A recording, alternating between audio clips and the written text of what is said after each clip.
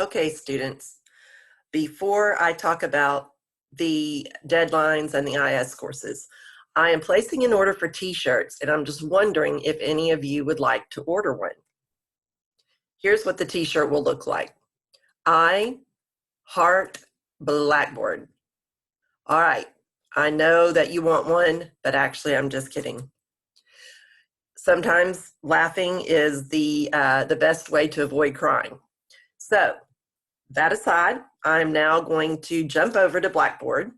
I want to mention that you probably saw the post from Sonia, but now I know that I'm not completely crazy. I have gone in and corrected the deadlines where you submit the assignments and on the discussion board everywhere. I think I've done it 3 times now. Then with Sonia as a witness, and then she tried. We are still trying to resolve that, but in the meantime, please know that we are grading based on the correct deadlines, which are on the calendar. So always refer to the planning calendar, which you will find under information. Okay, next, IS courses. Generally, I'm going to show you the process, and then I am going to tell you about some issues with IS 33.18. But first, let me tackle it broadly.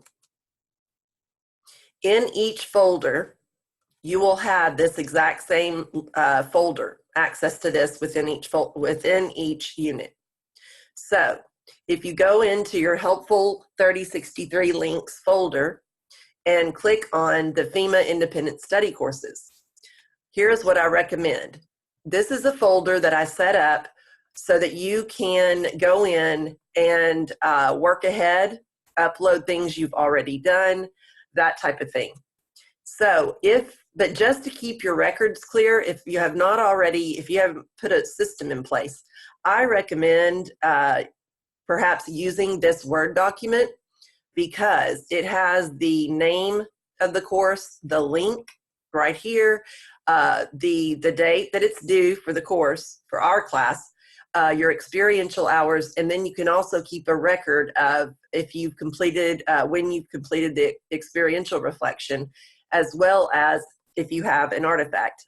With FEMA courses, obviously that would be the certificate, but artifacts are simply evidence. That's evidence of your experiences, your practical experience. So it might be photos, a video, a letter from a county judge thanking you for your volunteer work, a search and rescue certification, many things like that. So basically, those artifacts support what you've done and what you've been doing. So I would recommend that as a place where you can keep your records. Then I talk about the instructions for how to approach this. You take the course, and then you will do an experiential reflection, and you will upload it to the link that's provided. So as far as the experiential reflections document, take a look at this with me. This is set up based on approaches that students have taken to this, and the ones that have looked particularly good. And so if you already know the whole purpose of experiential reflections, you can scroll past this. But basically, again, it is to show evidence that you have been gaining practical experience, going to meetings, trainings, exercises, certifications, and so on. So this just gives you the overall take advantage of every opportunity you can, and then you're to reflect on it. And you're basically sharing, okay, this is what I learned here, or perhaps this is something that was very easy compared to other training I've done, as one of you shared with the ethics, the IS 3318, that's fine. So the way that you complete your reflections that is up to you. You can do a blurb, you could do a podcast, a video, a journal entry, anything like that. And just make sure that you keep up with everything, because believe me, it is tough when it comes time to do your portfolio, and especially when you're getting close to graduation to remember everything and to gather everything. So please, if you throw it in a drawer or a file or keep it electronically as well, just make sure that you are keeping up with all of your experience. Okay, so if you do a national level exercise or a big training or something like that, you're going to want to highlight that with a video clip, or you can do a write-up. So there's a format here for you to do a write-up for a single event or meeting or speaker.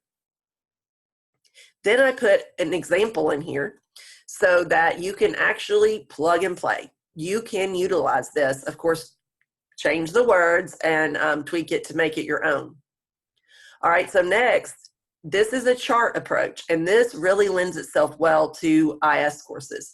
What you would do is you have a chart, so you put your name, and again, I created an example within this template. So you, on the left, it's similar to the other chart, but this one is for your e-portfolio, for you to highlight all of the FEMA IS courses you've taken. You put the course here, the title here, the date, how many hours you spent on that particular training. You can do this for anything, any type of training. And then write your reflection. And it may be a brief reflection that you talk about, or it might be longer. And what you can do if you choose the chart approach, you can simply upload the chart each time that you take an IS course. So those are the basic documents. Now, what you want to do is, for each class, I've clicked on the other ones, and as of right now, I'm not having problems getting to the correct course. But all you need to do is either in this folder or in the unit folder, you need to click on this link, and it'll have you go outside of Blackboard, of course, and then you will complete that course. And make sure that when you get the email that says, congratulations, you successfully completed the exam, take a screenshot or hang on to that email, because sometimes there is a problem getting your certificate quickly enough. Okay, and again, if you have any problems, please do not hesitate to text me. That is truly the best way to reach me. And my phone number is in your syllabus on Blackboard. And let me just show you really quickly. If you probably know exactly where it is, but please go to the information link. And actually, I have it right here too. It is 479-857-3161. That's the best way to reach me. If you send me an email and you don't hear right back, trust me, my email is beastly. Hundreds of emails a day, and not a whole lot of it's junk. So if you send me one, please put student in all caps in the subject line, or make sure the course number is there so I have a better chance of spotting it. And if it's really important, please call me or text me and let me know to check for it. Okay, so again, if you have questions, let me know, and good luck, and we will muddle through this Blackboard experience together. Thank you so much for your patience.